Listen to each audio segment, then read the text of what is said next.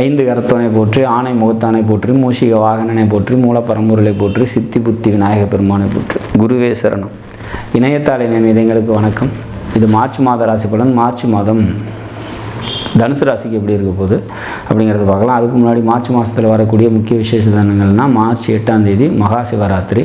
அன்றைய தினம் விரதம் இருந்து அன்றைய இரவு உறங்காமல் விழித்திருந்து சிவ வழிபாடு மேற்கொள்ளும் போது மோட்ச பிராப்தம் கிடைக்கும். 25ஆம் தேதி பங்குனி உத்திரம். அன்றைய தினம் விரதம் இருந்து முருக கடவுளை வழிபாடு பண்ணால் திருமணம் தொடர்பான பிரச்சனைகள் நீங்கும், புத்திரபாகியம் பெருகும், வாழ்க்கையில் சகலவித ஐஸ்வர்யங்களையும் பெறலாம். சரி, எப்படி இருக்க போகுது இந்த மார்ச் மாதம் தனுசு ராசிக்கு அப்படின்னா, நல்லதொரு மாதமாக நிச்சயமாக இருக்கும். 2ஆம் வீட்டில் தனுசுக்கு 2ஆம் வீட்டில் செவ்வாயும் சுக்கிரனும் இருக்காங்க. லாபாதிபதி 2ல் இருக்கிறதுனால பொருளாதார சம்மந்தப்பட்ட உயர்வு ஏற்படும். பொருளாதாரம் நல்லாயிருக்கும்.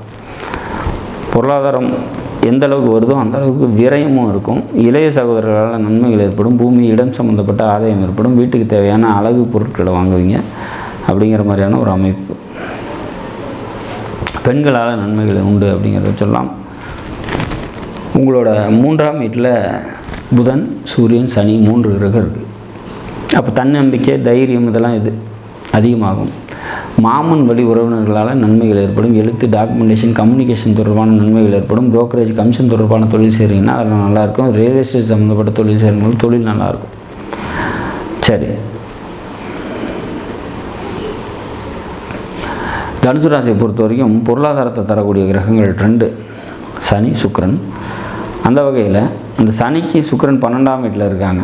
சுக்கிரனுக்கு சனி 12ல் இருக்காங்க, சனி 2ல் இருக்காங்க. அப்போ பொருளாதாரத்தை பொறுத்த வரைக்கும் இந்த மாதம் வரவுக்கு மீறின செலவும் இருக்கும் அப்படிங்கிற மாதிரியான ஒரு சுச்சுவேஷன்ஸ்.